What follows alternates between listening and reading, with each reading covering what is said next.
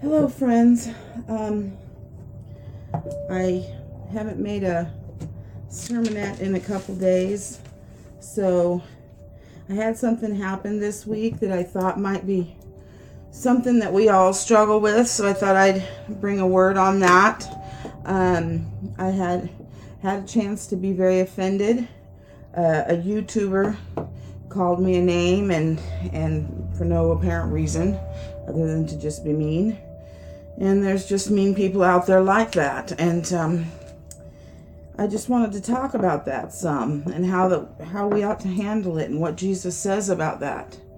And Jesus says in Matthew that you will be hated of all men for his name's sake, but the one who endures to the end will be saved.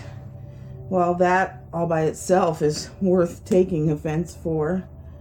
But he also says in 1 John, do not be surprised, brothers, that the world hates you.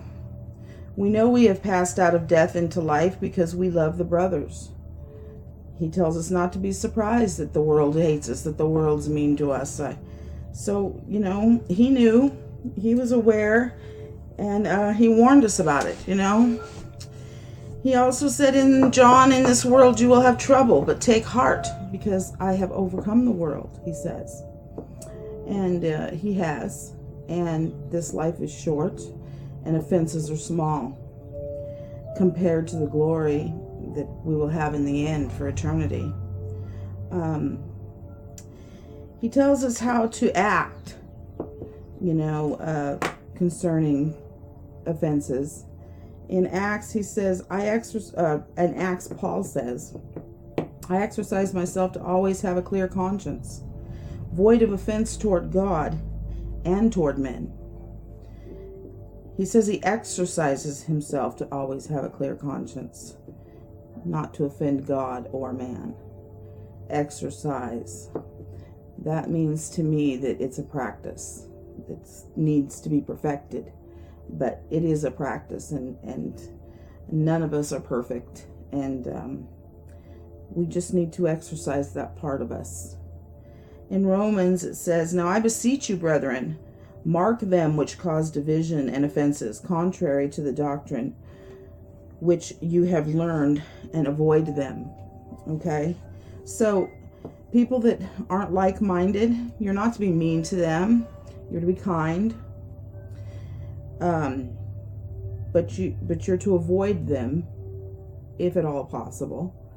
And choose people that are like-minded to be involved with. That's what Paul says, and I believe that that's true.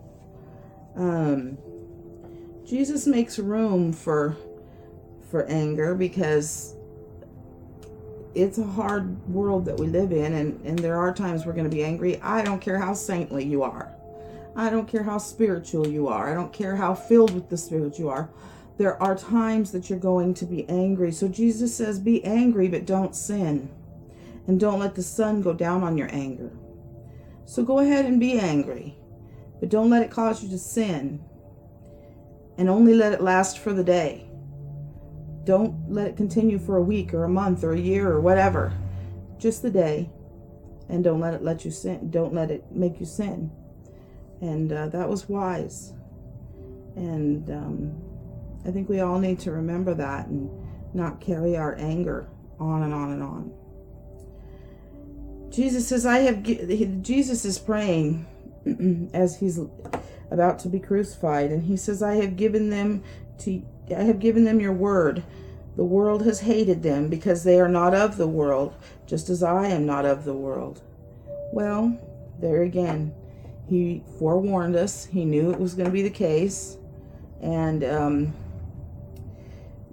the fact that we are hated by some that are of this world is just evidence of our salvation, really.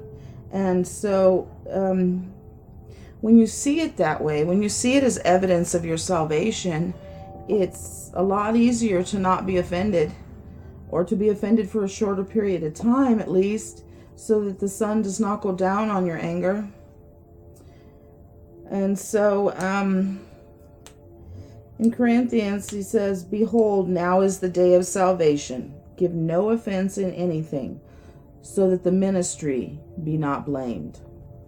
That's so important. That is just a really profound verse of scripture. Because if we're angry and we do sin, then, and people know we're Christians or ministers, which we all are. If you're a Christian, you are a minister. You're an example of Christ on earth. We are ambassadors in this land. We are in the world, but not of the world. So if we act back, then that gives them a chance to blame ministry. And of course, we don't want that. We want to draw people, not repel people. So that's my word for today. I hope you enjoyed it. I enjoy watching YouTube ministers and things that they have to say. So I enjoy giving it as well. And so God bless you all and have a great day. This is Deanna Dawn. Bye.